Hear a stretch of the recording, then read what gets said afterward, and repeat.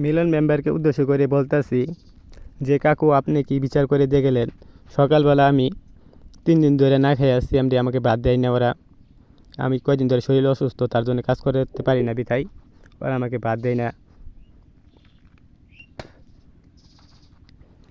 তারপর সকালবেলা আমি মুখ ধুতে গেছি, ঘুম থেকে উঠে মুখ ধুতে গেছি। মুখ ধুয়ে যাইতে সময় তখন বাজে 9টা, 9:30 মতো বাজে।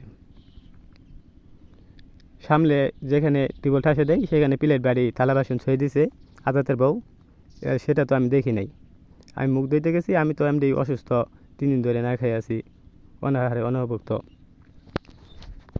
3 দিন ধরে না খাওয়া থাকার পর আমি টিউবওয়েল পাড়ে মুখ ধুইতে গেছি, থালি বাসনে পাড়া লাগছে বিথাই আদাতের বউ আমাকে বিভিন্ন ধরনের কুটু কথা গালিগালাজ পারছে। এখন আবার পাড়ি ঘরে কাঁঠাল ছুঁয়েছে, আমি কাঁঠাল নিয়ে খাইতে গেছি, কাঁঠাল কি তোর জন্য ছুঁয়েছি, আমরা বিভিন্ন ধরনের আর কটু কথা গালি পারছে পাশে। তারপরে আমি কিছু বলি নাই। তারপরে আমি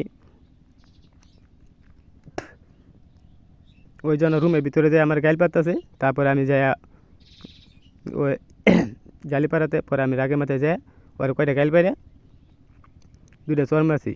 পরে আমার বানচুত খাঙ্কি বলা বিভিন্ন ধরনের কথা বললো। কালামের মা, সাদিয়ার মা, শিপনের মা আইসে আমাকে বিভিন্ন ধরনের কথা বলতেছে।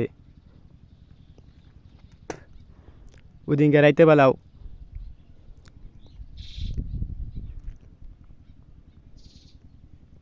হাবিবুরের মা এসে আমাকে বলতেছে, তুমি মিলন নেতার মেয়েরে লাইক কমেন্ট করো, তুমি কি মিলন নেতার মেয়ের হাতে প্রেম করো, ওয়ারের ছেলে মামুনের 2 লাইক কমেন্ট করো, ওয়ারের ছেলে মামুনের মেয়ের হাতে আমি প্রেম করি, তারেক জিয়ার মেয়েরে লাইক করি কমেন্ট করি, তারেক জিয়ার মেয়ের হাতে আমি প্রেম করি, সবুজের লাইক কমেন্ট করি, সবুজের বোনের হাতে প্রেম করি, এরকম বিভিন্ন ধরনের কটু কথা বলছি।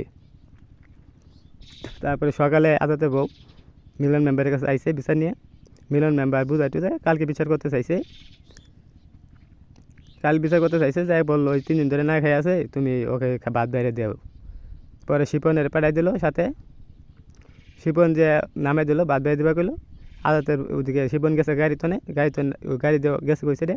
তারপর কালামের মা আর সাদিয়ার মা বলতেছে যে তুই আর বাদ বাইরে দিবি না, মিলনকে কোনানের মেম্বার হয়েছে রে দেখমু, মিলন কি বিচার করবো দেখমু, তোর গায়ে চর্ম আছে না তোরে, ওর নামে নারী নির্যাতনে কেস দেওয়াইব।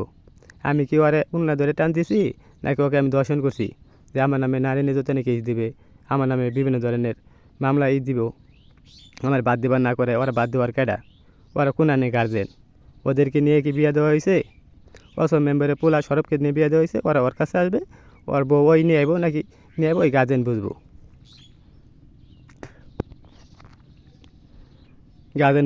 মিলন মেম্বার এলাকার মেম্বার হয়ে কি বিচার করলো যে মেম্বারকে মানে না, যায় ডাইরেক্ট আমাকে তুই করে আদাতে তুই করে বলতেছে তোর বাদ দিব না, তাই মেম্বারে আমার কী করবো আর মিলনে তাই কী করবো আমি দেখবো, তুই আমার শর্মা চোস না, তোর নামে নারী নির্যাতন কেস দেবো। বিভিন্ন ধরনের কথা বলতেছে, যেই আসতেছে তার কাছে বলতেছে যে আমি ওর চর্মা আছি, বিভিন্ন ধরনের আমার নামে খারাপ কথা কুটুটা বলতেছি।